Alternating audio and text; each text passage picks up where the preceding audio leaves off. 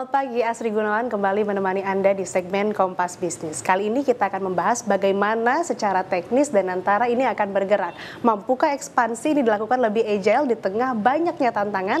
Dan Kompas Bisnis saat ini sudah bersama dengan Wakil Kepala BPI Danantara, Bapak Kaharudin Djenot. Pak, selamat pagi, apa kabar? Selamat pagi, baik, Alhamdulillah. Pak, ini kan akan ada 7 BUMN yang masuk ke Danantara. Kenapa 7 BUMN ini? Apa alasannya dan apa pertimbangannya? Sebenarnya konsep awalnya adalah seluruh BUMN itu masuk ke dalam Danantara. Tapi tentunya untuk mencapai end state atau bentuk terakhir dari Danantara, kita perlu persiapan. Kita perlu juga melakukan beberapa prototyping lah terkait dengan bagaimana melakukan transformasi terhadap BUMN-BUMN itu. Maka dipilihlah 7 yang terbesar. 7 yang memiliki aset terbesar dari seluruh BUMN yang ada, maka 7 ini dipilihlah. Artinya alasan dipilihnya 7 ini karena memiliki aset yang besar, tapi pada akhirnya akan merangkul seluruh BUMN? Pada akhirnya akan merangkul seluruh BUMN. Oke, selanjutnya kita bahas soal tantangan, Pak. Bagaimana kemudian nantinya bisa tetap dan terus menarik investasi asing dan kemudian juga sekaligus mengenjot dividen? Ya, tantangannya adalah kalau selama ini kita melakukan investasi ke dalam negeri, terutama ke BUMN, kita ini masih dalam kondisi di mana BUMN kita mengalami ketidakefisienan, ketidakefektifan.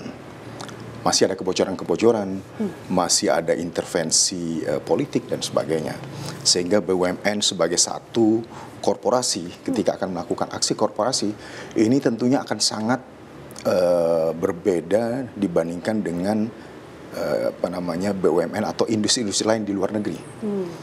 Industri lain di luar negeri mereka sudah melakukan aksi korporasi itu dengan sangat profesional.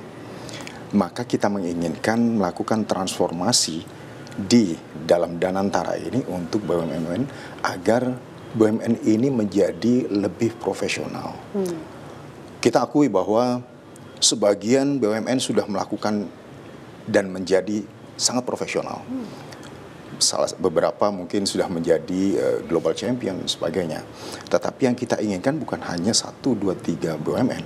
Yang kita inginkan adalah sebagian besar bahkan seluruh BUMN ini harus dengan kondisi yang menjadi kondisi yang sangat fit, efektif dan efisien.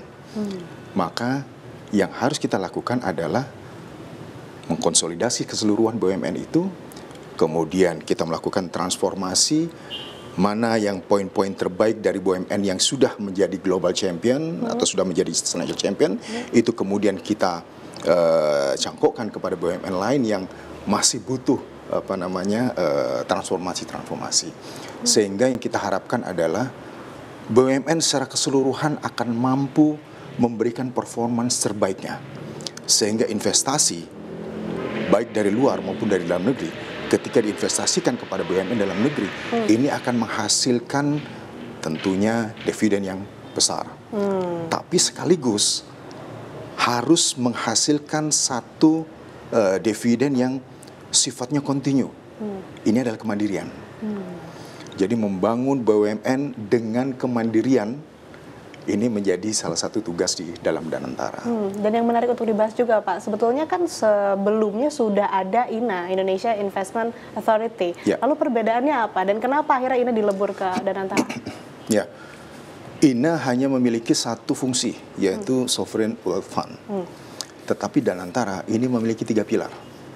Pilar pertama, Sovereign Wealth Fund, sebagaimana INA, ya. Kemudian peran kedua adalah development financing entitas. Kemudian yang ketiga adalah asset management. Danantara memiliki fungsi yang jauh lebih luas. Kalau tadi INA itu 1 pilar, maka Danantara 3 pilar. Di dalam Sovereign Wealth Fund nanti akan ada INA. Kemudian di dalam development financing entitas ini akan ada beberapa SMV yang berada di bawah Kementerian Keuangan. Sementara di aset manajemen ini hampir seluruh BUMN akan berada di bawah pilar yang ketiga ini. Artinya ada 3 fungsi yang berbeda dengan INA. Kalau INA satu Betul sekali. fungsi, kalau Danantara punya 3 pilar tadi yang disebutkan. Nah, selanjutnya kami juga ingin memastikan soal payung hukum Danantara. Pembentukan Danantara ini tidak akan merevisi Undang-Undang BUMN, melainkan melalui revisi 2 peraturan pemerintah dan peraturan presiden. Kalau benar demikian, prosesnya sudah sampai mana dan poin utamanya apa, Pak? Iya, pada end state-nya nanti, pada bentuk akhirnya adalah akan dibentuk undang-undang yang baru khusus untuk Danantara. Jadi tidak melakukan perubahan terhadap undang-undang BUMN. Akan ada undang-undang baru khusus Danantara, tetapi untuk menuju ke sana tentunya membutuhkan waktu dan persiapan. Maka kemudian dalam tim transisi sedang dilakukan persiapan itu. Kalau ada perpres, kalau ada peraturan pemerintah, itu lebih pada untuk mengakomodir tahapan-tahapan awal. Bagaimana tahapan awal ini agar bisa berjalan, maka payung hukum itulah yang kita pilih. Sementara di end state nanti adalah undang-undang terkait dengan Danantara itu akan menjadi tujuan utama.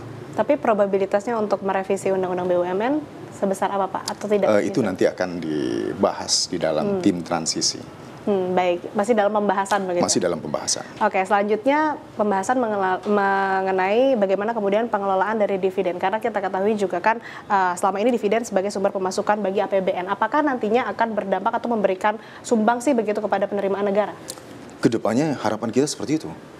Justru dengan aset yang sekarang tersebar di berbagai macam instansi, kemudian ini disatukan menjadi di bawah Danantara, yang kita harapkan adalah agar aset ini menghasilkan return yang luar biasa besar dan itu nanti dimanfaatkan untuk membangun Indonesia. Ini harapan terbesar untuk kenapa Danantara diadakan. Artinya juga pengelolaannya nanti akan seperti apa, Pak? Mungkin bisa ditegaskan. Terkait dengan pengelolaan, mekanismenya ini juga akan masuk dalam rancangan undang-undang Danantara. Jadi ini tentunya masih masuk dalam pembahasan. Tapi goal besarnya adalah bagaimana agar aset yang luar biasa besar tapi terbatas. Ini pasti kita harus akui bahwa aset kita terbatas. Bagaimana dengan aset yang terbatas ini bisa di leverage sehingga bisa menghasilkan keuntungan yang besar untuk membangun Indonesia menuju Indonesia Emas 2045. Baik, terakhir Pak, mungkin ini kan kemarin peluncuran seharusnya dilakukan 7 November kalau saya tidak salah, betul ya? Iya, betul. Menjawab pertanyaan publik, ini sebetulnya kenapa diundur begitu?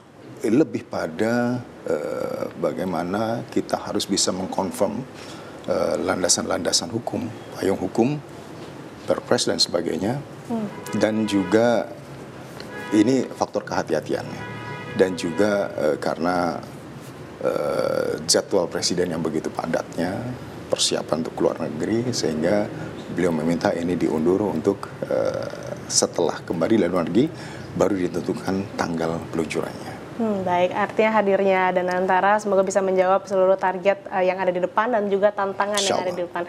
Terima kasih Bapak Kahar Wijono, Wakil Kepala BP Danantara telah bergabung bersama kami di Kompas Bisnis. Sehat selalu Bapak.